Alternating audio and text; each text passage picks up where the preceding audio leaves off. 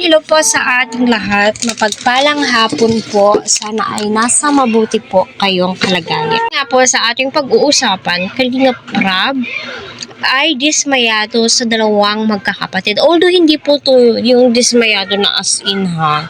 Kasi palagi nga daw po ang kinakausap ni Kalingap Rab every time bumibisita po sila doon. Especially si nanay. Nakikiusap siya sa dalaw. Kasi si Chris, as in, makausap mo talaga siya. Si Melissa at saka si Bea, medyo mailap po talaga sila. As in, hindi naman yung sasabihin na mailap po talaga. As in, na mailap. Kasi, kapag si Grace naman po yung kausap po nila, ayun, tawag nito, nakakausap naman po talaga sila as in, si Bea. Nakakausap naman po, si Chris, nakakausap naman po. And then, si Bea at saka si Melissa, as in, mailap. Hindi naman siya totally 100% na sobrang ilap po nila. Pero, parang may pinipiling kausapin, 'di ba? Which is at least nakakausap. Yun naman po talaga yung importante, 'di ba? Kailangan po talaga nila mag-improve. Hindi man sa ngayon or hindi man agad-agad, at least tutulungan po nila yung sarili po nila na mag-improve sila kasi sa dami ng supporters nila, 'di ba? Ang dami nilang supporters, oh my God.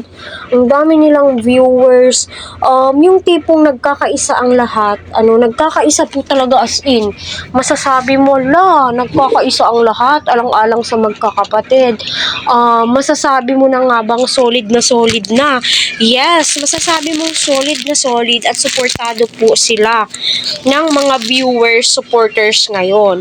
So, si nanay, nagtatampo nga ba? Hindi po nagtatampo si nanay kasi para sa mga anak niya naman po yan.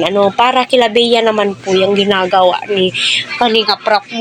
Which is, totoo naman na kailangan nilang makipagka-operate. Hindi naman po pwedeng always na lang nag-a-adjust sila Kalingap Rab, which is hindi naman yun pwede. Kasi para mas lalong matuwa yung mga viewers at masabing 100% na may improvement po talaga kasi at least nakikitaan naman po natin, 'di ba? At humingiti naman po sila. Yun naman talaga yung importante.